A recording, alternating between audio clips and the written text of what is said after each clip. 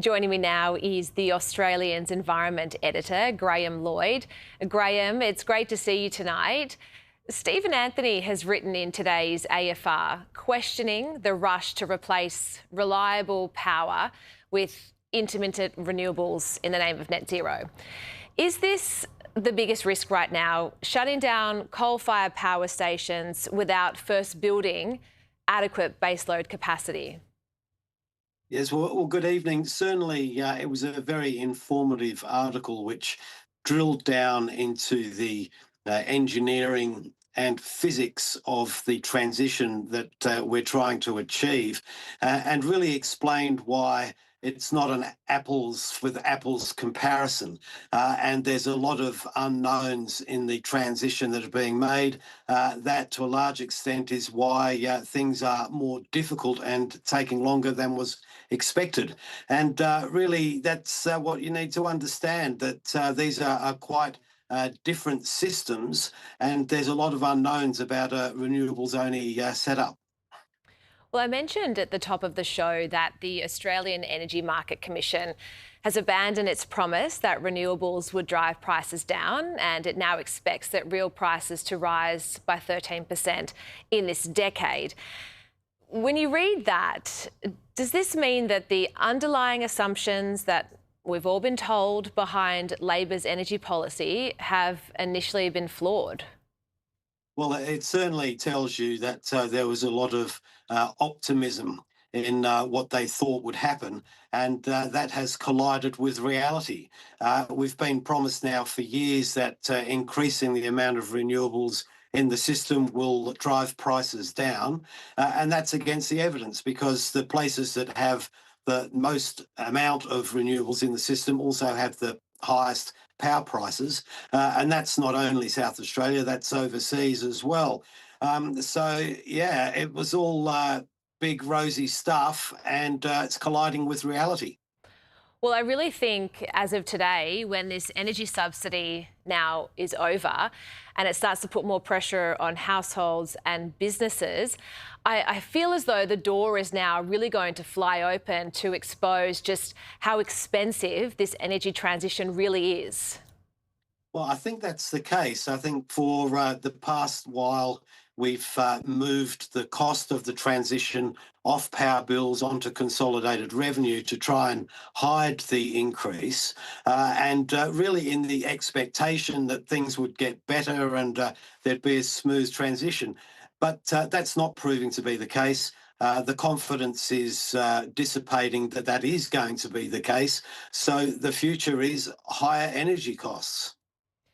Well, as these energy prices continue to rise, the Minister for Climate Change and Energy, Chris Bowen, has copped some flack for taking on that President of Negotiations role ahead of COP31. This happened a few months ago. But here is New South Wales Opposition Leader Susan Lee talking about this yesterday. We've got a part-time energy minister managing a part-time energy grid. We've got a Prime Minister who insists that energy is being managed responsibly and it's the right policy, but it's not. So when you see the federal opposition leader standing there, everything she says, I think she has a very good point though. Don't Australians deserve an energy minister who is solely focused on domestic issues, especially when we're going through a cost of living crisis and our prices are just continuing to rise? Well, I think certainly before the first Albanese government was elected, there was a big expectation that Australia would take more of a leading role in the international affairs to do with climate change and what have you. And really that's ended with this situation where, even though we won't be holding a conference, Chris Bowen is still going to be heavily involved in the international politics. And I think the point is, at what point does cutting emissions become subsidiary to the price of electricity? We've focused so heavily on reducing emissions at all costs, and the costs are now becoming so great that there may ultimately be a reconsideration of that. Well, and also to that point, should we be also prioritising perhaps energy security as well ahead of emissions ambitions as well? Well, I think energy security will trump everything if supplies fail. Politicians really cannot have a situation where the power goes out. We're now looking at ways to put a lot of money towards it to stop that happening.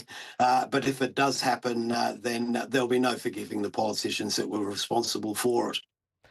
Graham, I just wanted to get your thoughts on an element. Santos has missed their end-of-year deadline for the first Barossa LNG cargo. What exactly does this delay mean? Well, it means that, like the delivery of big projects, this one's running behind schedule. They had some delays due to lawfare and environmental objections. That pushed them back about 6 months. It's now become obvious that they're not going to meet the revised timeline. That will happen later in the year. So the big impact will be the amount of gas that the company will be able to sell, and that's bad for the bottom line. And would those interruptions, I guess, also impact the offshore production as well? That is, they're looking at actually connecting the production offshore with collection to move it to market, and they're not ready for those things to take place. So they say that they're making sure that they will have better production and everything will be in a better condition when that happens sometime later this year. But in the meantime, there's no gas going out that they were expecting. Well, insightful as always, Graham. Thank you so much for your time this evening.